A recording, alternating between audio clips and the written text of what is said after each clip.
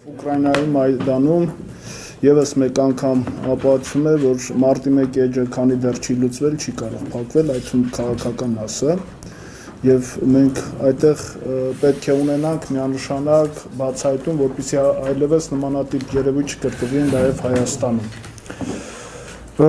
Չգիտեմ, ով շահեց, ով տուժեց, բայց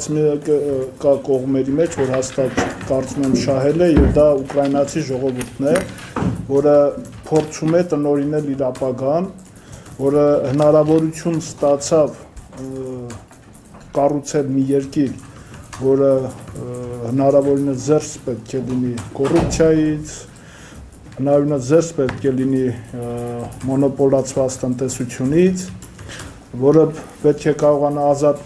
մրցակցային դաշտ ձևավորի մոտ եւ փորձի նորմալ հարաբերություններ ծավալի, այդ նաեւ տնտեսական տարբեր գործընկերների հետ։ Իհարկե այն ուղով, որը ընթացավ Ուկրաինան, բացարձակ ցանկալի չէր, նկատի ունեմ այդ տասնյակ զոհերը, բայց ցանկացած պարագայում իրենք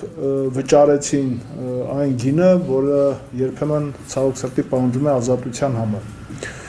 Ես չեմ կարծում, որ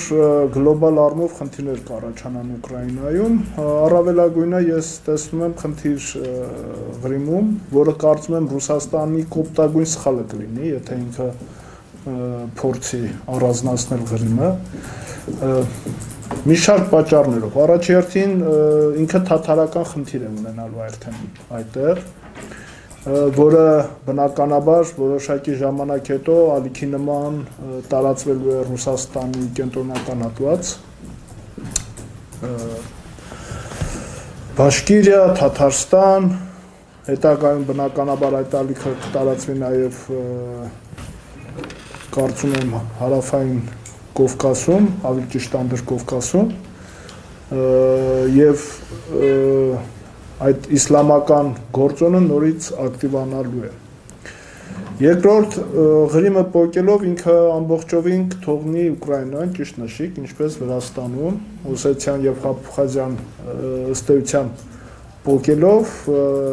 ինքը ունեցավ մի իրավիճակ, որ արդեն որևէ ազդեցության լծակ չունի Վրաստանի վրա։ Նույնքերպ կար ժամանակ հետո Ղրիմը պոկելով, որը համաշխարհային հանրության կողմից միանշանակ չի ճանաչվի, միևնույն է,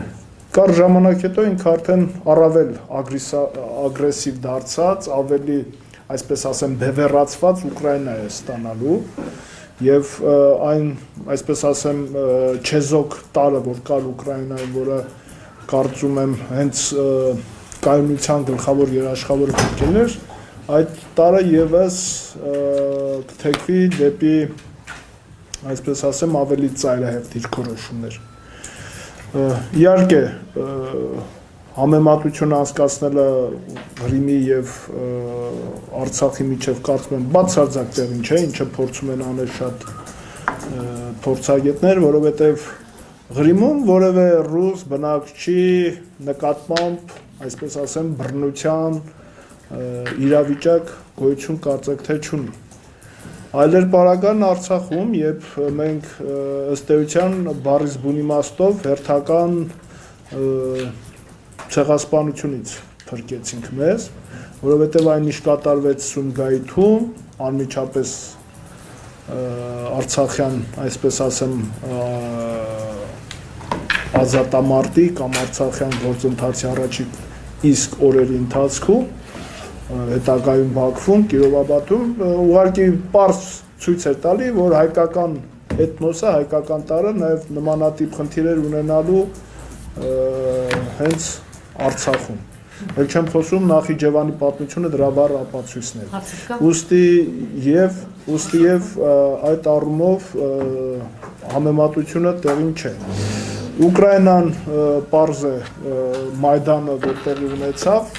ինքը մի օջախ չէր, մի ուղղությունից չէր, որ սնվում էր։ Այդտեղ կան եւ արևմտամետներ, եւ ազգայնականներ, բայց հիմնական զանգվածը այնուամենայնիվ պետք է